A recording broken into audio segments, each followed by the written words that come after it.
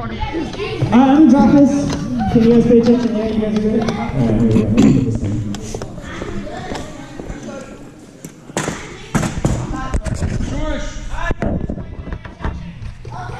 Thanks, Bailey. You're going to have to cut that out.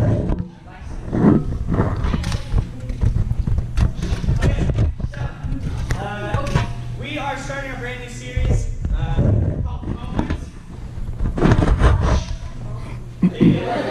Now, some of the slides are all jacked up, so you're going to have to pretend that they're perfect, yeah? Okay, so we are going to start our new series called Moments. Now, I wanted to do this series because I think it has a huge impact on what your future looks like, right? And so we're going to be talking about these seemingly small and tiny moments that can affect the rest of your life. It can set you up for success, or it can completely derail everything. And so we're going to be, I know we've kind of touched on David here and there. We've kind of been like peeking in on a story on little bits and pieces, but this whole series we're going to be talking about this dude David, right? And so I think he's a humble dude with humble beginnings that became this great king, but it didn't happen overnight, right? Greatness just doesn't happen. Some people like Jesus it happened, but for everyone else, we've got to squander in our decisions, yeah? So we're going to be talking about this. So let me give you a little bit of a background just before we hop into the scriptures so you're kind of understanding what's happening. So there's a dude Samuel, right? Who's a prophet in the Old Testament in 1 Samuel. And he's looking for a new king to replace Saul. And so he's going everywhere to look for this new king. And he gets to a spot where he's going to go to Bethlehem, and he's going to do this like sacrifice, and he's going to invite everyone. And he links up with this dude named Jesse. Michael, please stop laughing, because then I get distracted. Now Jesse has 7 sons. And so he's like, okay, Jesse's going to bring his sons to this event, and then I'm going to pick the future king from this event, right? And so we're going to be opening into 1 Samuel 16, verses 6 through 12. And I'm just going to read. Where's my handy-dandy notebook thing? Here we go. Good job. And so we're going to find out what happened between Jesse and his supposed 7 sons. It's not as simple as that. This is 16, verses 6 through 12. So, this is Samuel. When they arrived, being Jesse and his sons, when they arrived, Samuel, and there's a lot of names that I cannot pronounce, so pretend that I got them right. Samuel saw Eliab, sure, and thought, surely the Lord's anointed stands before the Lord. Verse 7, but the Lord said to Samuel, do not consider his appearance or his height, for I have rejected him.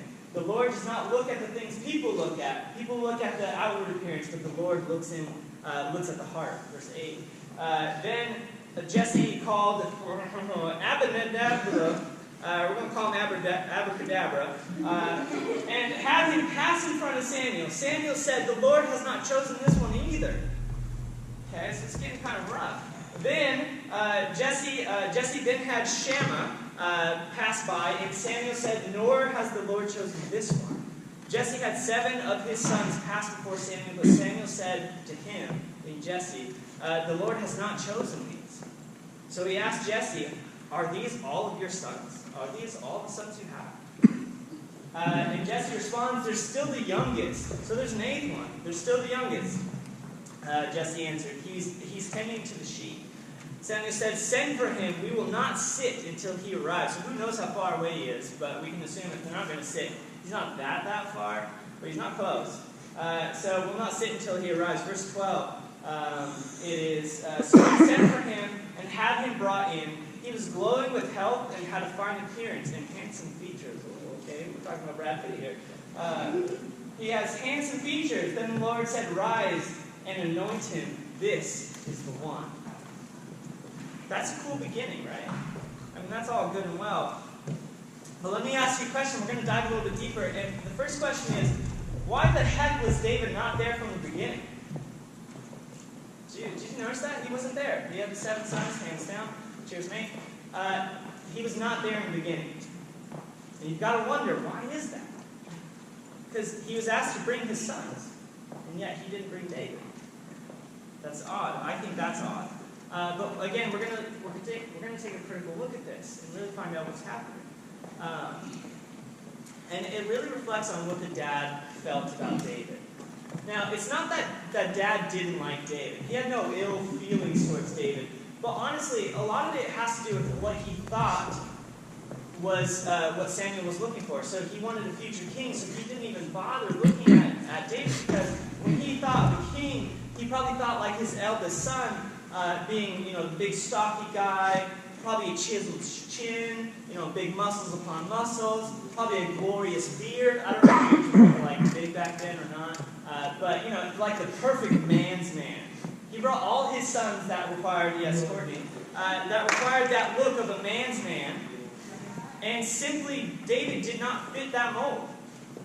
He was this probably smaller, since he was the youngest, right? So he probably wasn't as buff, probably not as tough looking. And what I think when I think of a man who tends to sheep, I think of a gentler person. Not necessarily weak, but gentle. And when I think of a king, a strong king, do you think a gentle and loving king is the first thing you think about?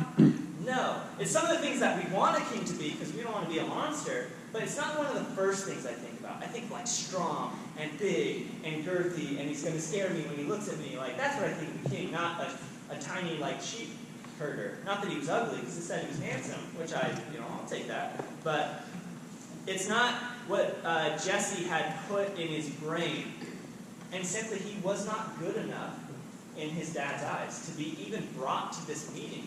There wasn't even a thought of like, I'll bring him, he'll be denied. But he didn't even do that, because he thought he was like, I don't want to waste this guy's time with this little person that I have, one of my sons. That's insane to think about. That's his dad saying that about one of his sons. And luckily for David, as well as us, the Lord has this awesome mic drop moment in verse 7. I'll read it again in my Bible, and it's up on the screen. Verse 7. Again, this is kind of like the Lord being like, Kaka. Verse 7. But the Lord said to Samuel, do not consider his appearance or his height, for I have rejected him. The Lord does not look at the things people look at. People look at the outward appearance, but the Lord looks at the heart. Have you ever been overlooked because of your appearance? Yeah. It happens to us all the time. Either, have you ever been thought of as too short, too tall, too dumb, and I'm using air quotes for that, too smart, too ugly, too skinny, too chubby? Have you ever been overlooked from how you look? I think if you are alive today, it has happened multiple times, and it sucks, doesn't it? It doesn't feel good. It does not feel good at all. Have you ever been denied from a school sports team? I know I have. Not everyone has. Sometimes people are afraid to try out because they may be denied, right? Because they're not good enough, or maybe they're not tall enough, or whatever it is. It happens to all of us. Where in life have you been overlooked? Has it been a relationship? Maybe there's a cute guy or a cute girl. You're like, hey, let's do this. And she's like, ew, you're really short. Or maybe that you're the girl and you're like, hey, I like you and I think you're cool. And he's like, yeah, but you're not cute enough. It happens. It's messed up, and I agree. But it happens. It sucks. But again, you have to ask yourself, where in your life have you been overlooked? Genuinely, that's a hard subject to look at, because that means you've been rejected somehow.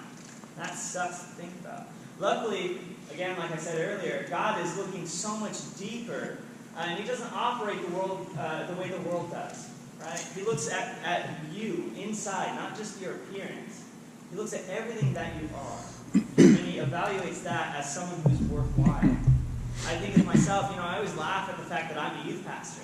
I mean, most of you have only known me as a youth pastor, but I'm me, and I am not perfect, and I suck at a lot of different things, and there are times where I suck at being a friend, there's times where I suck at being a youth pastor. I think it's comical that I am here, because if you think about it, I'm just some, city kid from Salinas, who barely graduated high school, who barely graduated middle school. I mean, I had all F's all the way through because I just didn't care. Again, it's funny because I'm here, and I know me, but I also know me. You know what I'm saying? I know who I am. And I find it comical that a Salinas street kid made it huge in the fight game, trained professional fighters. I was in Yosemite running a Christian camp. I was a missionary in Ireland for 2 years. And now, and no less than everything else that I've done, I'm here as a youth pastor. And I've been a youth pastor. I've been doing youth ministry for 18 years. Being involved, and I think that's comical because if you've known me for a long time, if you've known me over the years, as Big John has since high school, it's comical that I am here. It is very unlikely if you were to ask anyone in high school, what is he going to do? He'd be like, he's probably going to be a loser. But I'm a youth pastor. It's the greatest thing I've ever done. I love it. I love the things that I've done. And again, when you think of yourself, you got to think about the amazing and awesome things God has for you. And again, we've been talking about missions and the Heroes and Zeros series, how God has made you for you. And he has this amazing plan for you that only you can do. And he made you specifically for that. He has chosen you, just as he has chosen David over everyone else for that particular thing. I think that's exciting. I think that's awesome because, again, I'm not perfect on the outside or the inside, and yet neither are you. But God has still chosen you. I think that's really exciting. There's going to be some amazing moments in your life coming forward, and maybe they've happened so far. I remember being your age, and there's a few things that God has already done. It's sometimes hard to think about when you're trying to look back in hindsight, but they're there. God is doing something and has done something in your life. Have you seen it? Have you seen what God's up to? Sometimes it's hard to find. But, excuse me, I want to take it back to David for a second, because I want to call into this question that I want to give to you in a few seconds. Because think about David for a moment. So David had this cool moment where he gets invited to this thing, and then Samuel comes and he goes, that's my dude right there. That's the king. But think about the conversation that happened just before that.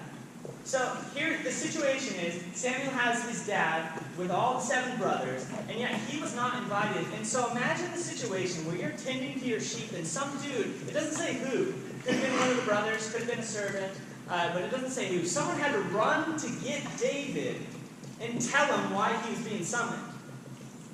Imagine the conversation. Some dude, being a messenger, runs up to him and he goes, hey, okay, let me explain. Okay, so your dad has all your brothers set up because this guy was going to set up a king, but you weren't invited. But now that he's denied all the brothers, now you're invited. Hey, happy birthday! He gives him that thumbs up, come on, come with me. How angry would you be? I would be angry. I would be livid. Because I would think, why was I not invited to begin? Why was I uninvited by someone who is supposed to be looking out for me? Why was I rejected in the first place? And now that someone has come up to me and said, no, you're invited, you should be happy. I'd be like, you can kick rocks, go away. There's almost none of me that thinks I would have gone. Would you have gone? You don't know that. You don't know that. I'm just saying, I wouldn't have. I know me, and I would have did this. And I wouldn't have gone. Because I can hold things in my heart that are not worth holding on to. I can be angry. And I could, again, be tempted to just be like, if I wasn't invited in the first place, no, I'm good. I hope you have fun picking a king out of someone else. Now, it begs, again, that question that I want to ask you before I send you in the groups, and I'll be quick about this. And I want you to think about this just for a second. Is, will you accept the invitation? Or will you be bitter about past rejection and say no? Again, don't answer out loud. I want you to be thinking about this. Because we have this option all the time. Think about the times you've been rejected. Maybe by a relationship, you finally get this chance, right? Finally get this chance, but you're too bummed out about all the rejection you face. Maybe you finally got onto a sports team. Maybe you don't even try out for that sports team because you've been rejected before. Maybe you had a girlfriend and they dumped you, or a boyfriend and they dumped you, or maybe they didn't even want to go out with you. Or maybe they don't even know you exist. And someone comes along and says, hey, I want to date you. And you're like, ugh, I don't want to because I'm still handling all the rejection business. There's a lot of that. And a lot of us are too happy to carry around our baggage and say no to future things. And so again, are you going to be like David? And although he wasn't invited initially, he showed up, and it said he was glowing with health glowing with health and had a fine appearance, which means he wasn't bummed out. He wasn't looking gross and like run down and angry. He showed up happy as can be because he knew this is my chance. He did not let any of that affect him. So again, I'm going to ask you as I send you out to the groups is, will you accept the invitation when it comes? Or will you say no because of your past rejection that you had to face? So let's hop into groups, and then we're going to be discussing